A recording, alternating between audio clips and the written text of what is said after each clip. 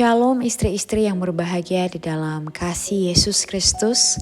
Saya percaya istri-istri yang senantiasa mendoakan suaminya dan menyerahkan segala pergumulannya ke dalam tangan Tuhan. Sesuatu pasti terjadi. Ada pemulihan, ada kedamaian, ada berkat yang melimpah, ada mujizat di atas pernikahanmu. Haleluya. Amin. Saudariku, dalam Mazmur 133 ayat 1 tertulis, sungguh alangkah baiknya dan indahnya apabila saudara-saudara diam bersama dengan rukun. Wow, ini ayat yang sangat sering kita dengarkan dan sangat powerful sekali. Mari kita belajar dari kisah Nuh. Setelah air bah, keturunan Nuh bertumbuh sangat banyak jumlahnya. Dan mereka hanya memiliki satu bahasa. Mereka memutuskan untuk membangun sebuah kota dengan menara yang akan mencapai langit. Tuhan melihat apa yang sedang mereka kerjakan dan berkata, mereka ini satu bangsa dengan satu bahasa untuk semuanya. Ini barulah permulaan usaha mereka. Mulai dari sekarang apapun juga yang mereka rencanakan tidak ada yang tidak akan dapat terlaksana. Kalimat penekanan ini jelas tertulis di dalam Kejadian 11 ayat 6. Anda bisa baca kembali. Jadi Tuhan mengacaukan bahasa mereka, menyerahkan mereka ke seluruh bumi dan membuat mereka berhenti membangun kota yang disebut dengan Babel. Dari kisah ini kita dapat melihat kuasa kesatuan dan mengucapkan bahasa yang sama. Karena orang-orang Babel bersatu, mereka dapat mencapai apa saja yang mereka inginkan. Namun konsekuensi negatif dari kesatuan mereka terjadi karena mereka tidak melakukan apa yang dikehendaki Tuhan, sehingga Ia harus menghentikan mereka.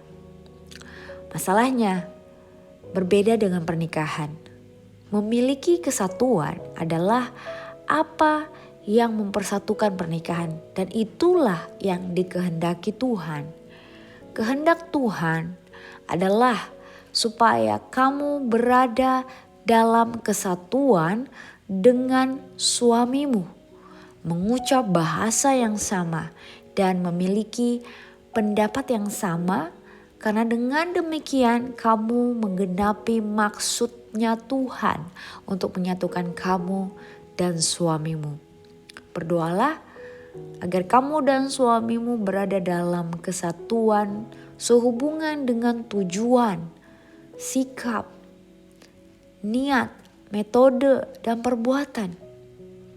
Yesus berkata, jika dua orang daripadamu di dunia ini sepakat meminta apapun juga, permintaan mereka itu akan dikabulkan oleh Bapa-Ku yang di surga. Jelas tertulis dalam Matius 18 ayat 19. Berdoalah agar kamu akan setuju dengan apa yang kamu doakan dan inginkan. Ketika kamu melakukannya, kamu akan melihat jawaban-jawaban yang penuh kuasa untuk doa-doamu. Tidak ada yang dapat menghalangimu ketika kamu berdua dipersatukan dalam maksud Tuhan untuk kehidupanmu. Mari kita berdoa. Tuhan, aku berdoa supaya Engkau menolong suamiku dan aku untuk selalu memiliki pendapat yang sama dan mengucapkan bahasa yang sama. Ketika ada saatnya kami tidak berkomunikasi dengan baik, saat kami tampaknya saling tidak memahami atau terlalu sering saling salah mengerti dalam berkata-kata, aku berdoa agar hikmat dan pengetahuan-Mu yang sempurna akan berkuasa di antara kami.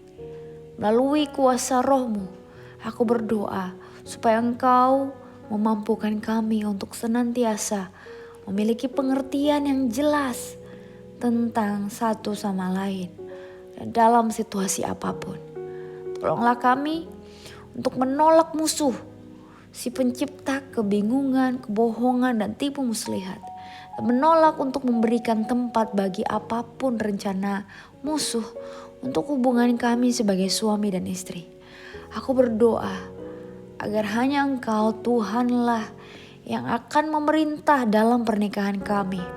Dan bahwa hanya roh kasih dan damai sejahtera-Mu lah yang akan memerintah di antara kami. Engkau telah berkata dalam firman-Mu bahwa tidak ada apapun yang tidak dapat dilakukan manusia jika mereka bersatu.